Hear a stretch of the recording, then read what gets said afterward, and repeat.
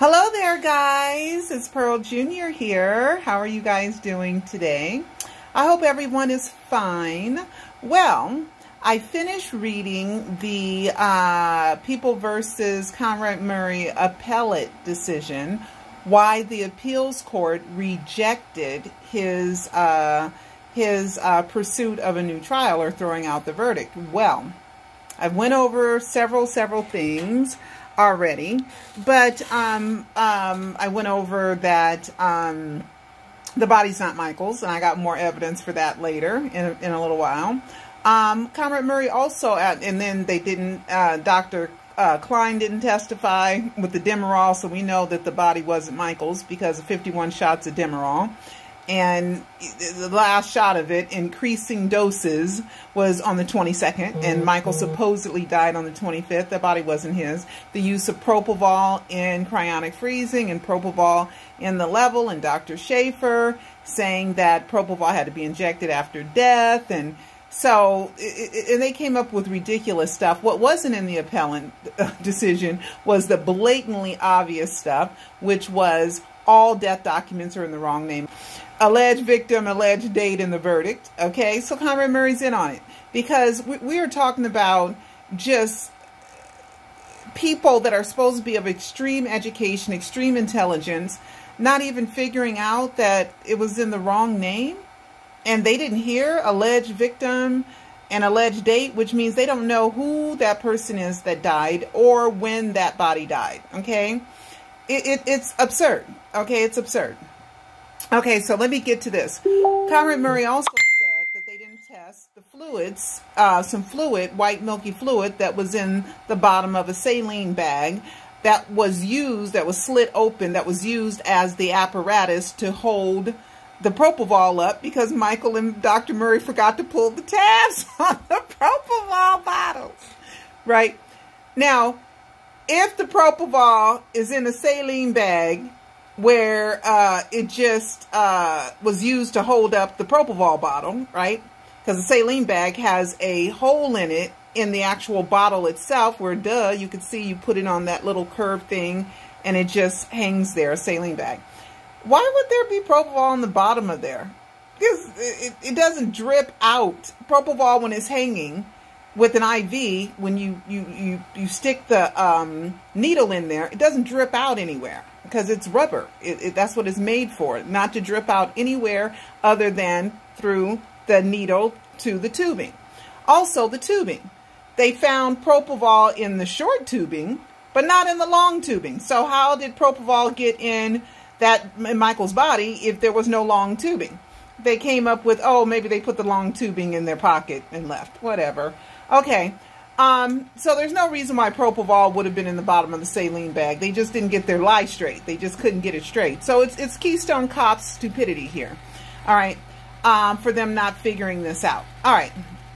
Conrad Murray also said that Michael had money problems. So that's why he was forced to do the AEG concert. But we know, if you guys have watched the Alive trilogy, and Ramon Bain sued Michael in May of 2008 and said that Michael refinanced everything and had over $40 million. And he was supposed to pay off some of his creditors, but he did not. Okay? And in estate estate taxes, aka death taxes, right? You can't count cash. Cash is not counted. Okay, so Michael went somewhere with a whole bunch of millions of dollars somewhere and probably put them over in a Swiss bank account, overseas account, maybe in the Caribbean somewhere or someplace else. Okay, maybe even in Bahrain. Who knows? Okay, maybe that's why he went to Bahrain to set up that banking account, right? All right, I'm just saying. Okay, all right. So we know that Michael wasn't broke. That he was playing broke, and he had been playing broke for years because he was tired of people suing him, thinking he had all this money. So he would let people think that he was broke, so that they wouldn't it was a believable story that he was broke. All right, we know that Havenhurst, I can go off on a tangent, was supposed to be in foreclosure, but he knew he could stop that. Okay, because he left millions of dollars over at Sony for the $10 million for Thriller 25, right? That Dr. Tomei went and got, and then they gave cash immediately to infuse Cashman real quick to sustain her. All right, but he was supposed to be so broke that AEG Live had to pay the money to that record company over in the Middle East. Remember? 2C's Records. All right, that's in the AEG contract, okay? But Michael had money. He had plenty of money. All right, but anyway, so, but unless you are an intense, deep investigator like me, and you fans who keep up with it are great too, because you send me stuff all the time. So it's not just me, it's thousands of you all out there throughout the years who have sent me all kinds of stuff. I thank you guys for that. Oh, don't let me forget, there's a slip up that was just sent to me by Emmy. So thank you, Emmy. Don't let me forget to show you guys the LATOYA slip up. All right. All right. So anyway, so Michael wasn't broke, and they said that he had pressures to perform. It's the simplest thing in the world. Michael said the place he feels the most comfortable is on stage, because it's easy. It's easy for him to get up and sing and dance. Easy peasy. Easy peasy. All he got to do is relearn, practice a little bit, relearn the dance steps. No new songs. No new pressure. Already sold out 50 shows. AEG already had their money. Okay? Stop. And they were recording This Is It to make it into a movie. And the owner of AEG Live owned more movie theaters than anybody else in the world at that time. I'm just saying. I know this stuff. Okay. So what they were saying was Murray was still at fault because, number one, no matter if Michael ingested the propofol, injected himself, whatever, Conrad Murray still shouldn't have abandoned Michael while he was under anesthesia and shouldn't have left the medicine within arm's reach. Okay. So no matter what, it was Murray's fault. This is Keystone Cop stuff. This is not the behavior of a doctor, cardiologist who doesn't know how to do CPR. I mean, it's all just a ridiculous story for Michael to fake his death. It was an elaborate plan. It was a cryonic body double, and I'm going to show you guys more stuff, right? All right. So anyway, Conrad Murray said the jury should have been sequestered.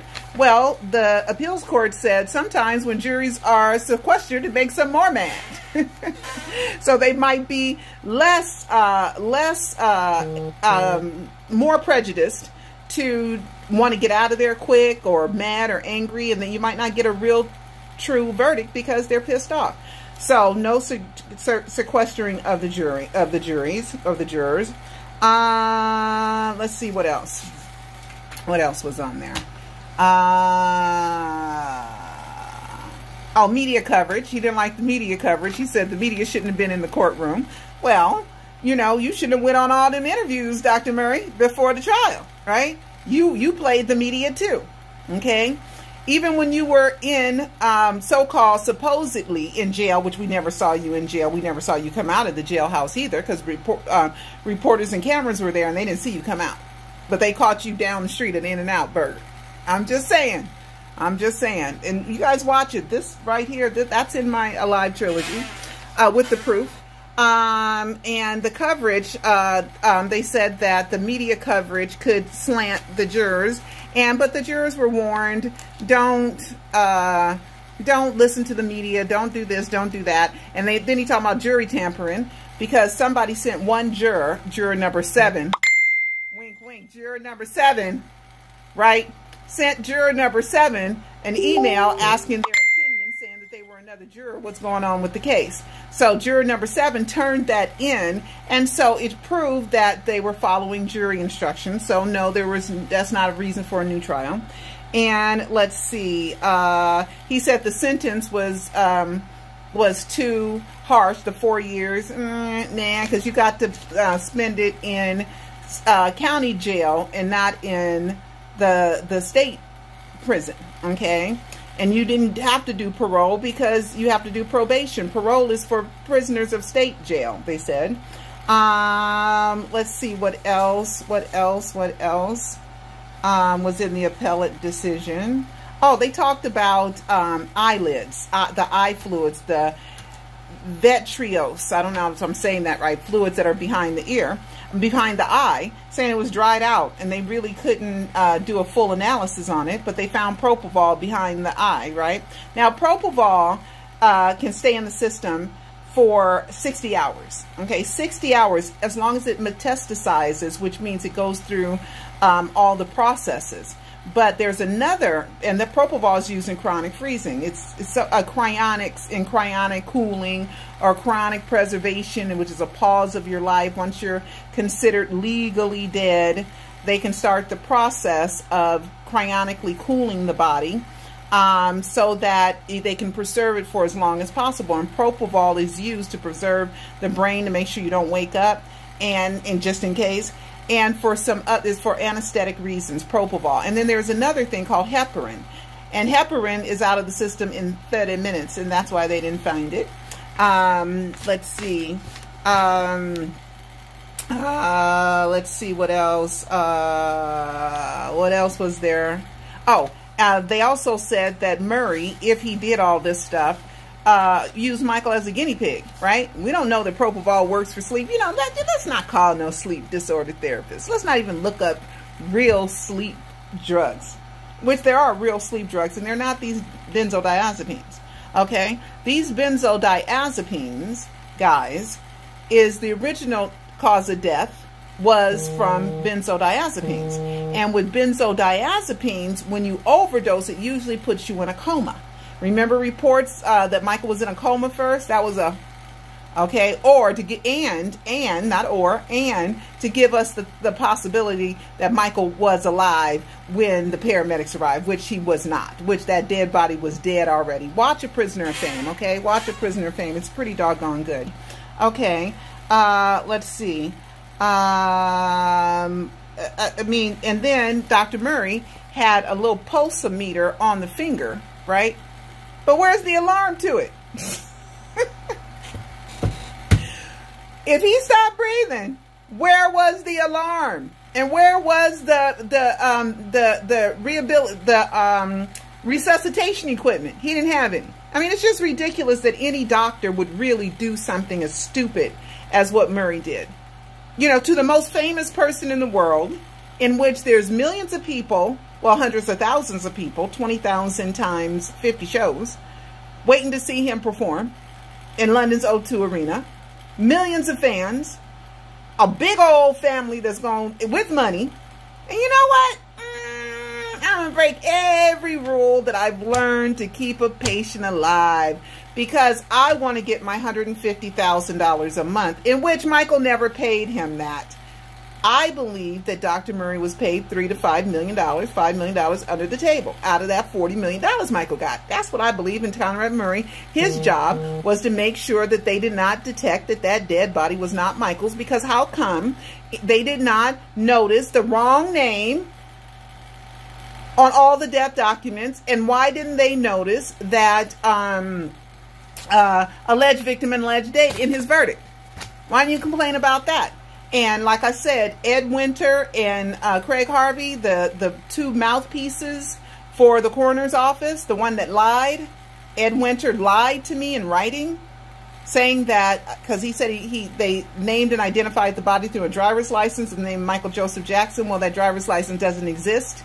And he told me he sends the driver's licenses back to the California Department of Motor Vehicles. So I contacted them, and they let me know through their lawyer that there is no driver's license for the King of Pop in the name of Michael Joseph Jackson. That is not his name.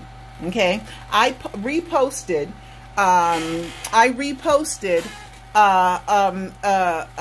a notary that Michael signed in the name of Michael Joe Jackson. That is his name, period. Okay, so anyway, so I went through all that. Let's see.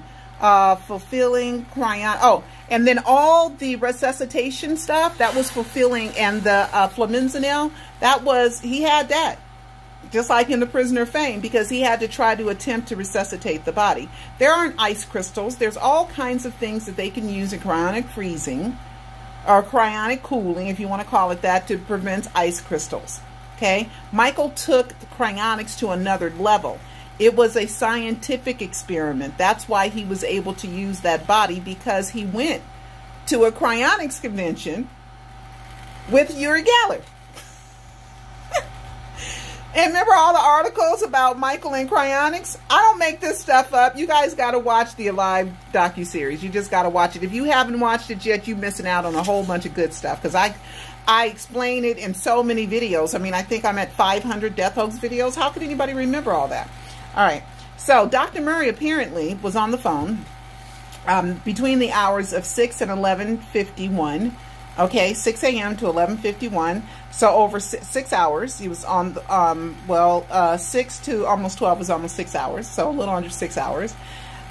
Between those hours, he was on the phone 78 minutes, right? 78 minutes. And he was talking to a sad ending. Sade ending, right? A sad ending, right? I'm just saying. Okay, that was one of our jokes, remember guys? Okay. Let's see. There was propofol supposedly found in the stomach. How they did that, I don't know. I don't know. Maybe when the propofol, they put it everywhere. It goes everywhere in cryonic freezing. Okay, so the fluids were dry in the back of the eye, right? So that can happen through the liquid nitrogen. It could dry it out, okay, because that's where they are situated in liquid nitrogen. Okay, let's see. Couldn't figure out why levels not matching. Oh yeah, they made up the story. Jessica.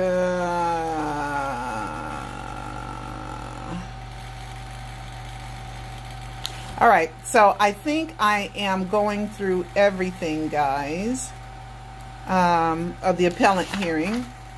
Okay, let's see.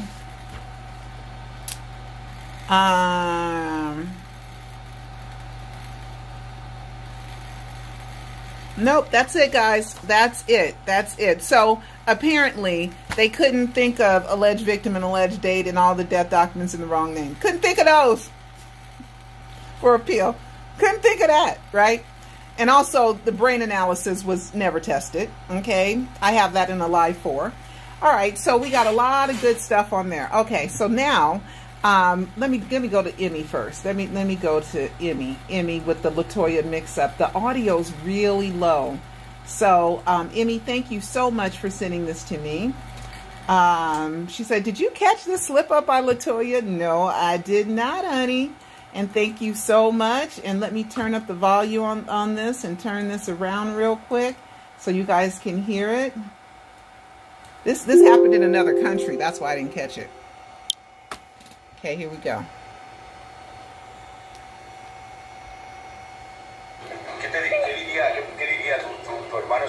He's speaking another language.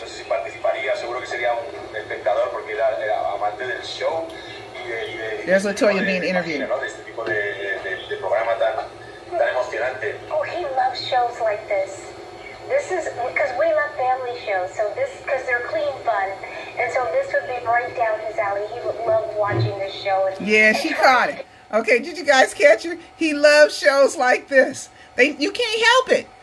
You know, you just can't help it. Loves, because they watch it with him. Is there Michael? This is Michael's show, The Masked Singer. Oh, he loves shows like this. This is because we love family shows, so this, because they're clean fun, and so this would be right down his alley. He would love watching this show and trying to guess the people. Yeah, that would be so much fun.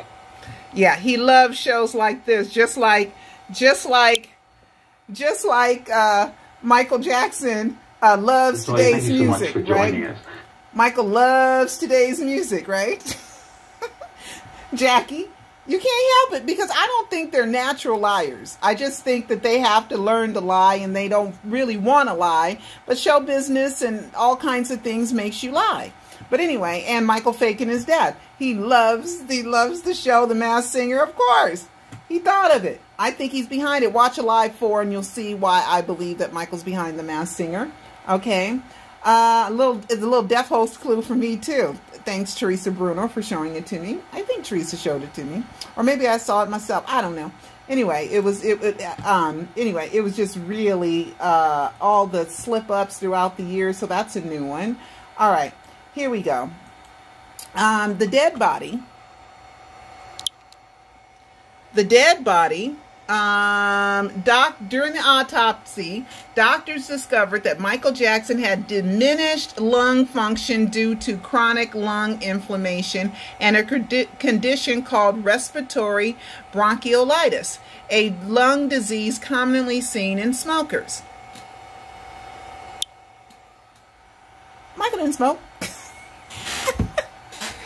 Now, in Frank Casio's book, Frank said that Barry Gibb told him he smoked a little weed, it helps with your creative processes, right? So Michael tried it once or twice, didn't really like it. And he might have tried a cigarette, one or two. I think there's a picture of Michael holding a cigarette, but it's not lit, right? And so there's no, oh, and then the old, stale, dried up marijuana found at the house. I guess that was a prop. And also they found cigarette butts at the house. I guess that was another prop, because who the heck smokes inside of a house? Right? In 2009. That law went into California, decades ago. Okay? Those were props because they knew that the lungs weren't Michael's lungs. Okay? This was not Michael Jackson's body. They don't mention lupus. They got the scar on the head all wrong. I'm just saying. The dead body was not Michael Jackson's, and they found it out before the end of the Murray trial.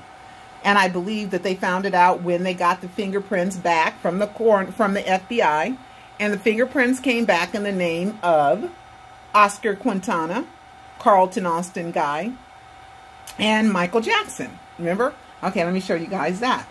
Okay. Let's see. Oh, yeah. Oh, here is, let me find this first. Oh, here we go. Let me show you guys this for you, those of you who haven't seen the Alive docu-series. This is from the coroner's office. This is from the medical examiner's office, lacounty.gov. I took this in 2019, and I have it going back to like 2013 or 14. Anyway, they revamped the website. That's why it looks different. Look at that. Carlton Guy, a.k.a. Oscar Quintana, a.k.a. Michael Jackson? What? Huh? What? Who would name, who would put Michael Jackson's name on an unclaimed body at the coroner's office? Because what I believe happened is when that body left UCLA, because you got to remember the EMT said they didn't recognize, looked like an old cancer hospice patient who'd been suffering a long illness, right? They didn't identify him. The medical experts, maybe they put something on his face. Conrad Murray had, or somebody had something on his face where they couldn't even see his full face, right? We know that the death photos, the coroner photo and the other photo are photoshopped. I mean, you just got to watch the Alive docu-series, okay? So, with all this, what? Am I supposed to be dumb the fool and not share this stuff, right? Michael Jackson is not dead, and that dead body was not Michael Jackson's. It was a cryonic body double, for God's sakes. It all matches. And I won't get too deep into the weeds, okay? I won't get too deep into the weeds. All right. So, but anyway, I think the Jacksons left the body there. After it went from UCLA and it went to the coroner's office, what the hell else they gonna do with a dead body but leave it there? And then the coroner's office probably took it to Forest Lawn under another name. And that's why Forest Lawn kept saying, we don't have Michael's body, ain't never had it. Right? They don't, it's still no name on the grave? Still not listed in the database? 11 years later? 12 years later? 12 years later? Why? Oh, what's still? Somebody try to pick up that body, it'll disintegrate. Who gonna steal the body? I'm about tired of being called when I'm pretty smart, and we're smart, and we figured it out. And Michael wanted us to figure it out. Why do you think he called me January 15, 2012? And then had an album come out the same, the name of it, A Rare Pearl, then an album, A Rare Pearl on his birthday, and then a year later on January 15th, the cartoon series with the Rare Pearl in it came out? You don't that don't happen unless you're Michael Jackson. Okay? Here is a notary. Okay? You know, I already showed you guys a driver's license, passports, everything with Michael's name, Michael Joe Jackson, even the American Dream miniseries, Michael Joe Jackson. Here is something that was notarized, okay? Notarized in California. Notarized, okay? July 1979. Okay, 1979. The name, Michael Joe Jackson. Anybody knows a notary? The notary has to see your driver's license and verify that it's you. Okay, we have Michael Jackson's, from the FBI file, his first application to get a driver's license in the name of Michael Joe Jackson. We have driver's licenses in the name of Michael Joe Jackson. We have passports in the name of Michael Joe Jackson. Okay, we have the American Dream. We got Queen Elizabeth's invitation to the palace in Michael Joe Jackson. We got all his valuable copyrights in the name of Michael Joe Jackson. These are all, we have his BMI royalties, how he gets paid. Anything that has Joseph in the middle is suspect to being fake and fraud, and I don't care what it is. It's some kind of game Michael's playing, okay, with Joseph. That is his alias. And it says, according to the Department of Public Health, no AKAs, which is also known as, or assumed names can be entered into the death record, period. People say, well, what about the middle name? Well, why have a spot for the middle name if it don't matter? Why have its own square, right, on the death record if it don't matter? Those people who deny the obvious, they want Michael to be dead. They prefer him dead. It's easier that way for him to be dead. They don't have to do all the work and all the research, and they don't have to relearn the truth. They just rather just forget it and just enjoy the music because, heck, he's just an entertainer to them. He's not a human being. For me, Michael is a total person, a total human being, a little boy who's been doing the same job since he was 5 years old. And it was the only job that he wanted to do ever in his entire life. And be an artist of some kind, either a regular artist or be a dancer, singer, actor, creator. That's Michael. He's creative. Okay, guys? So let's see if I have any other notes. Let's see. Cryonics and Alcor. Let me see. Why do I have this here? Oh yeah, I already talked about that. Oh, 1 to 7 days before. This is what I think. And this is what makes sense. They knew people sign up to be in cryonics, to be a cryonic patient. Okay, there's about 300 of those bodies, and there's about, at least at one time, there were 3 in the United States. There are 1 in Russia and some other country, cryonic labs. And I believe Michael used the one in Russia, because why are you going to use the one in the United States, right? And that's why the guy in A Prisoner of Fame has a Russian accent, right? But anyway, and Michael, Stranger in Moscow. I'm just saying.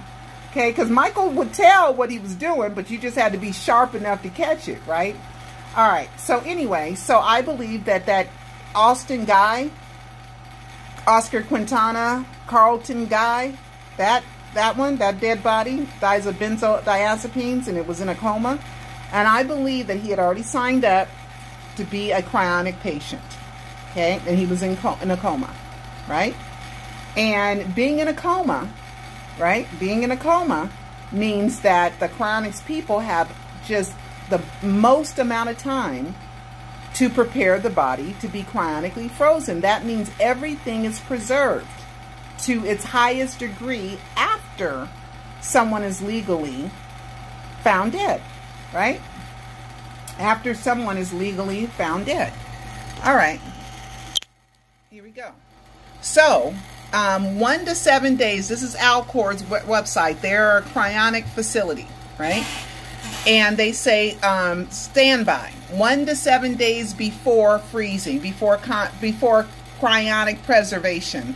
The quality of a cryopreservation depends on how soon the procedure can begin. Preferably, a cryonic standby team is waiting near a dead person up to a week in advance so that they may begin almost immediately after cardiac arrest. Remember? They said Michael died of a cardiac arrest. No, this cryonic body double died of a cardiac arrest. Okay?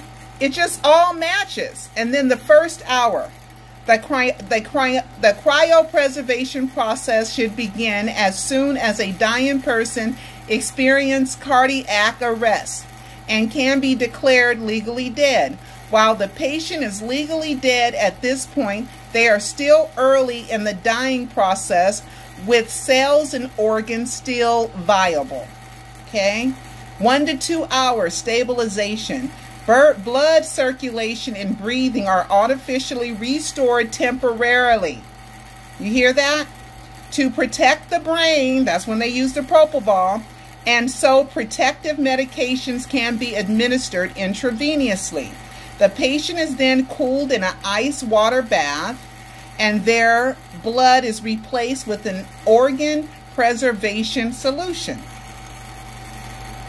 Oh, there's more. You guys can go to the Alcor website and just learn more, okay? I'm not going to just do some more, okay? You guys can learn all this stuff, okay?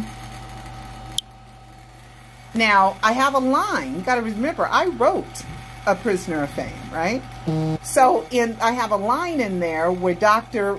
Carter, a.k.a. Dr. Murray, says, what if it works? You know, and he says, well, I guess,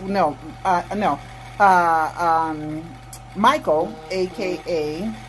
Jack London for, you know, Jack London. There's a real reason why Michael used the alias Jack London, too. You got to watch that in the Live 4. So I named him Jack London in A Prisoner of Fame. So Jack London, oh, I got to get out of here. I got somewhere to go.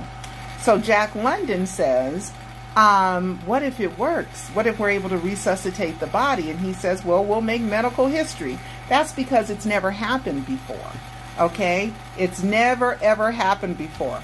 Now, let's go back, okay, to the, here's another website here, and it says, 2 vital medications are administered, heparin, which I talked about, and propofol. That is with the cryonic lab. Propofol and liquid nitrogen. Okay? I'm just saying. And the heparin only stays in the blood system for about 30 minutes. Okay? And it's to prevent blood clotting. Okay? So,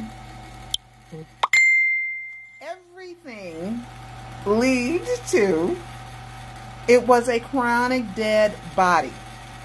And I don't know if that date of death is correct with the coroner's office because they've lied. So what else would they lie about? What else? They're retired, right? So what else could they lie about? I'm just saying. And I dare anybody from the coroner's office to be mad at me for calling them a liar. Because there's no driver's license in the name of Michael Joseph Jackson.